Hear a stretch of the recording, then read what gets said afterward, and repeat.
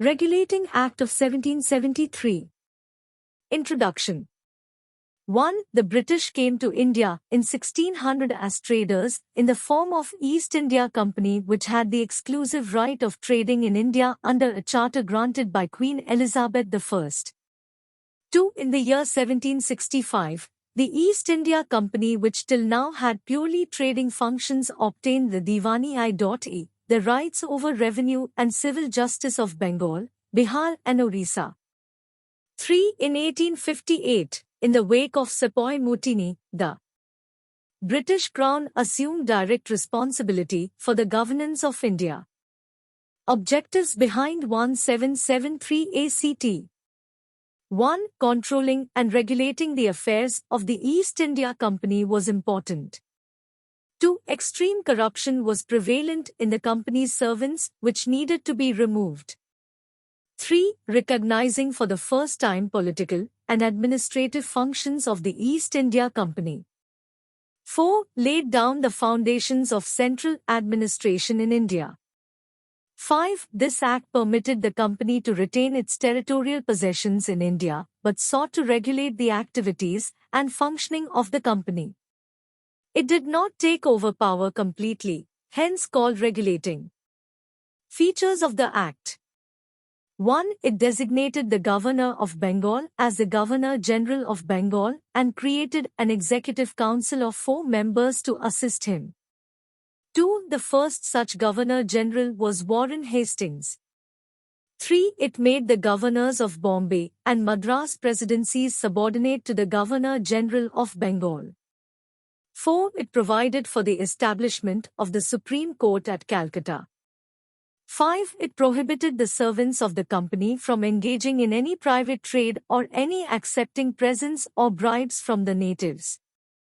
6. It strengthened the control of British government over the company by requiring the Court of Directors, which is the governing body of the company, to report on its revenue, civil and military affairs in India. Defects in the Regulating ACT 1773. 1. The Act rendered the Governor-General powerless because he had no veto power. 2. The presidencies of Bombay and Madras continued to act on their discretion on pretext of emergencies. They also continued wars and alliances without caring in the least bit to report to the Presidency of Bengal. 3. The provisions regarding the Supreme Court were vague and defective.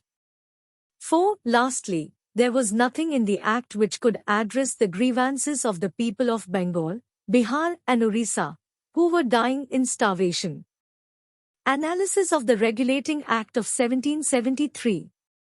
1. The British realized the need to regulate the company affairs and thus enacted the first important parliamentary act, which is the Act of 1773. 2. This act made changes to the Court of Directors in the company and subjected their actions to the supervision of the British government. 3. The Regulating Act, however, soon broke down. In practice, it had not given the British government effective and decisive control over the company. 4. In India, it had placed the Governor-General at the mercy of his council. 5. 3 of the councillors could combine and outvote the Governor-General on any matter. 6. In practice, Warren Hastings, the first Governor-General under the Act, and 3 of his councillors quarrelled incessantly, often creating deadlocks in the administration. 7. The Governor-General's control over the other 2 presidencies also proved inadequate in practice.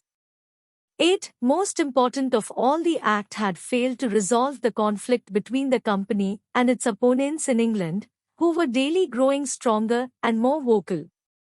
9. Moreover, the company remained extremely vulnerable to the attacks of its enemies as the administration of its Indian possessions continued to be corrupt, oppressive, and economically disastrous.